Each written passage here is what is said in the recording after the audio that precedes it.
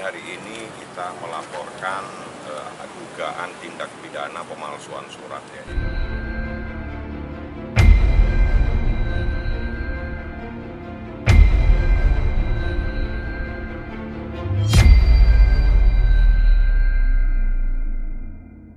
Jadi berawal ada seseorang yang berinisial SU mengajukan permohonan di Pengadilan Negeri Tangerang dengan alamat yang ada di Banjarwijaya.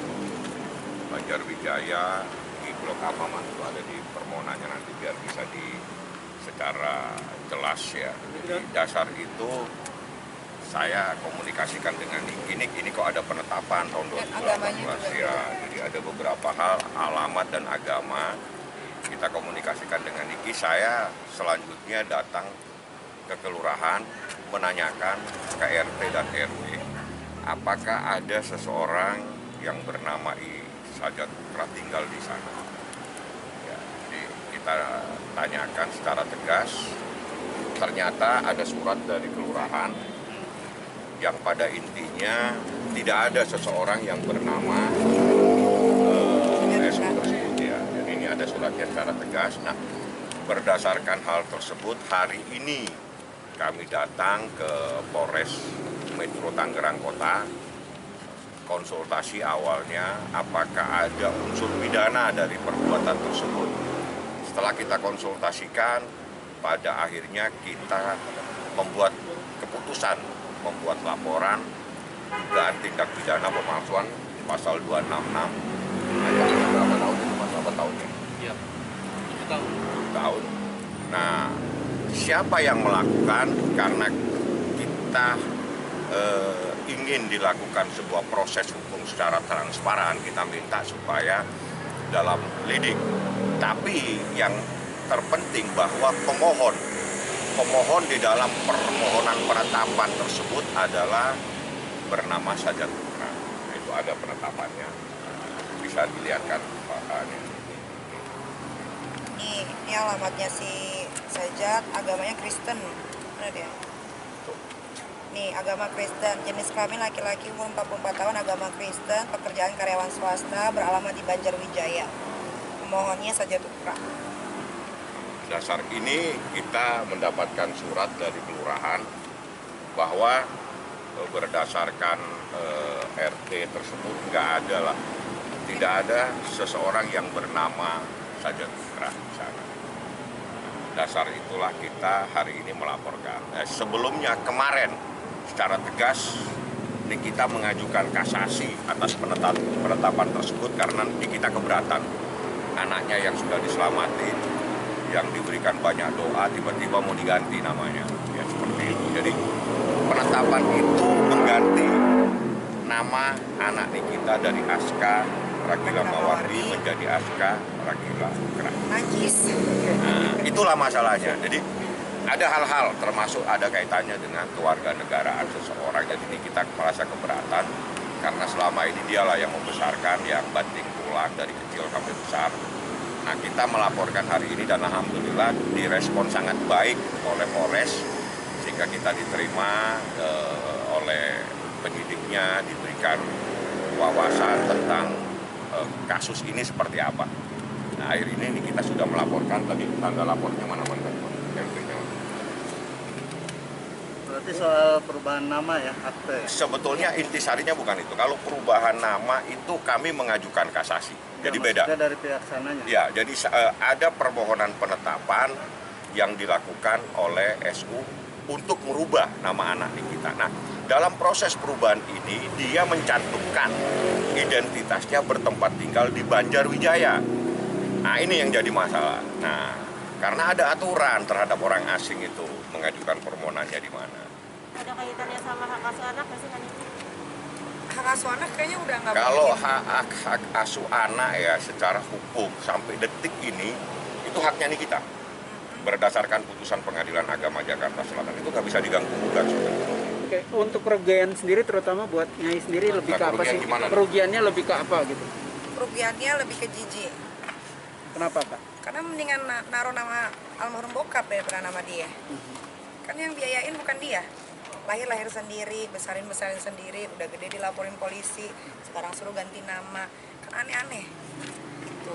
Nah, tapi sebelumnya ada permohonan juga atau mungkin kontak ke Nyai gitu? Nggak ada, dia tuh nggak berani kontak gue langsung, cari-cari ulah aja terus tuh.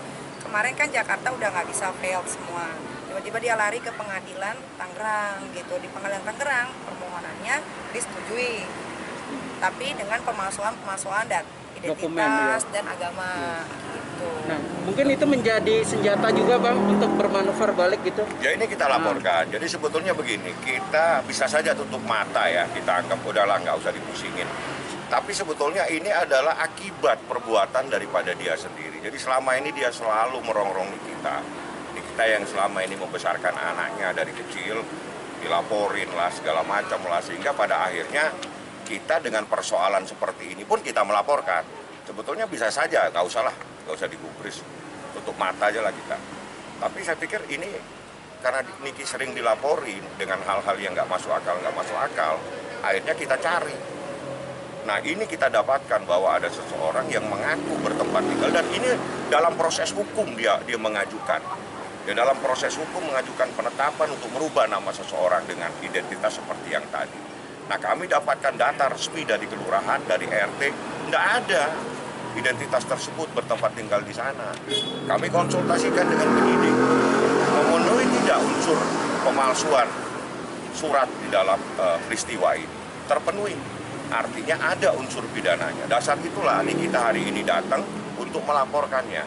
Dan kami sudah dapatkan laporan, sudah diterima. Pasalnya? Nah, pasalnya 266. Alamat gue di blur ya, nomor telepon M. Pasalnya dulu? Pasal 266. Pasal 266 terkait pemalsuan surat, menyuruh menempatkan keterangan palsu dalam akta otentik. Jadi penetapan pengadilan itu adalah akta otentik. Ancamannya berapa? Ancamannya 2 tahun.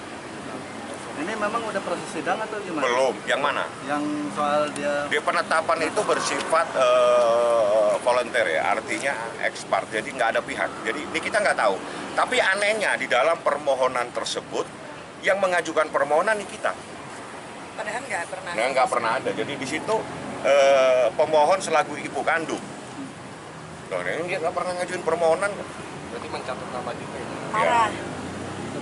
Berarti Nyai sendiri artinya berhubungan dengan anak nggak pernah tinggal diem gitu ya? Enggak. Anak yang diusik gitu. Kan kalian tahu dari brojol sampai besar segala macam kan sendiri gitu. Tiba-tiba datang nih pasukan cikungunya kan, selalu ganggu gitu, gue nggak ngerti.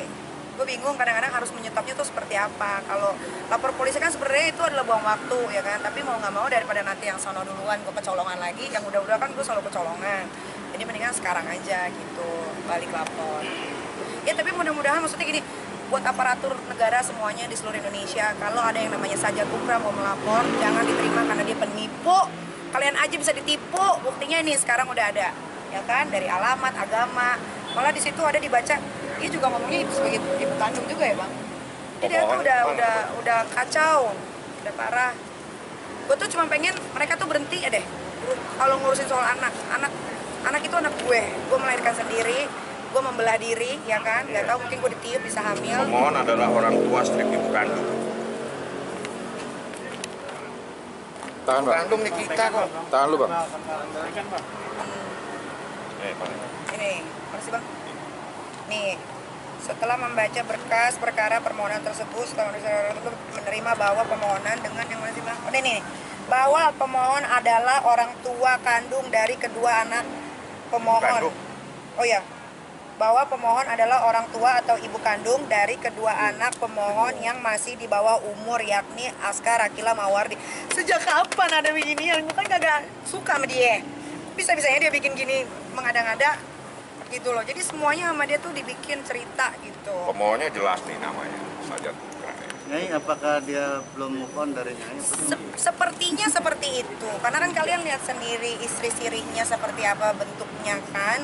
Bukannya mau gimana-gimana, tapi kalau gue kan walaupun anak 3, badan masih setel, montok, tuh, kencang gitu kan, duit makin banyak, ya kan, popularitas makin parah, bisnis makin merajalela.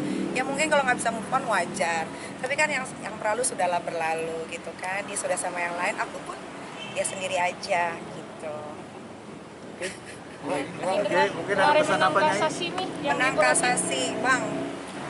Kalau kasasinya memang putusan Mahkamah Agung ya, jadi ini kasus lain lagi ya. Jadi di dalam putusan kasasi tanggal 13 Agustus itu ditolak. Artinya permohon kasasi saudara Dipolatif yang selama ini selalu menyangkal adanya sebuah pernikahan dianggap sudah bercerai itu ditolak oleh Mahkamah Agung, sehingga isbat nikah yang menyatakan pernikahannya Nikita tahun 2018 itu sah sekaligus diceraikan. Artinya disahkan pernikahannya dan diceraikan.